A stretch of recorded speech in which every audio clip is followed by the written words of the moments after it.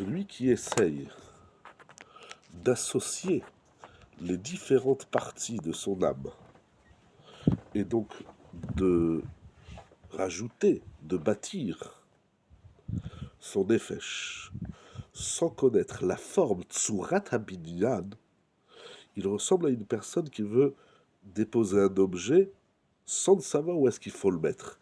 Donc la connaissance de soi s'impose, puisque si je ne me connais pas et je ne connais pas la tsura, la forme générale, la forme tout entière, donc où est-ce que je vais ranger les choses? Par exemple, un homme qui se trouve dans une maison, dans une pièce, avec de nombreux objets.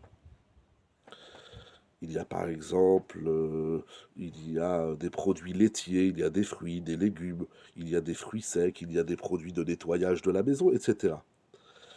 Et ensuite, eh bien, il met le fromage dans son, dans ses habits, il met les tomates dans la machine à laver, il met la farine dans la salle de bain et il met d'autres produits au congélateur.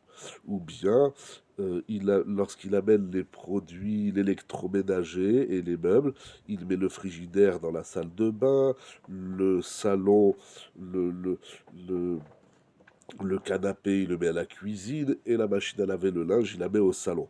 Bon, en simple, c'est une personne qui ne comprend pas ni la pièce, ni l'objet. Et il ne comprend pas que tel objet ne correspond pas, ne s'inscrit pas dans telle pièce.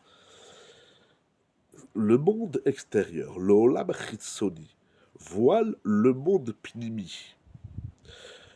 Et donc la forme de l'édifice du monde intérieur n'est pas reconnaissable. Il faut faire un travail pour découvrir l'univers intérieur. Et donc, celui qui n'a pas fait cette découverte, il risque de placer des éléments à des endroits qui sont inadéquats. Afin que l'homme puisse placer chaque notion et chaque avodama, c'est-à-dire chaque exercice concret dans sa place correspondante et d'associer tous les éléments de son être qui vont s'inscrire dans un édifice unique, entier et beau esthétiquement, il se doit, avant toute chose, de bien connaître la structure, l'ossature générale du monde de la Pnimiout. Et ensuite, il pourra placer chaque chose à sa place. On entend, regardez par exemple, avec ce qui se passe depuis Simchat Torah 5784. On entend des choses en Eretz Israël et dans le monde, des informations. On les prend, mais après on ne sait pas où les mettre.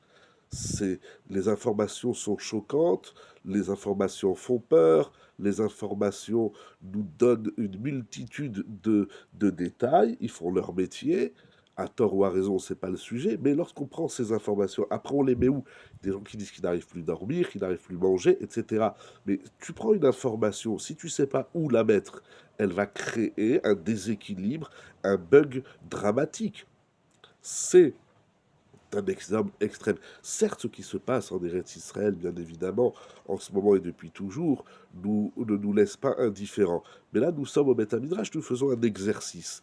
Mais c'est la même chose dans la Torah, c'est la même chose. On entend une notion sur le chesed, sur la hardout, sur la tfila. Tout ça, c'est vrai, mais il faut savoir ensuite digérer l'étude pour ensuite lui permettre de donner son meilleur. Mais si on entend des choses, on ne sait pas où les mettre, eh bien ça fait des grands bugs dans la Torah et dans la vie de l'homme.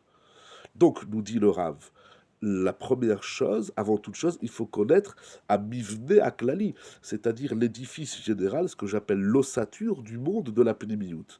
Et ensuite, on pourra placer chaque chose au bon endroit.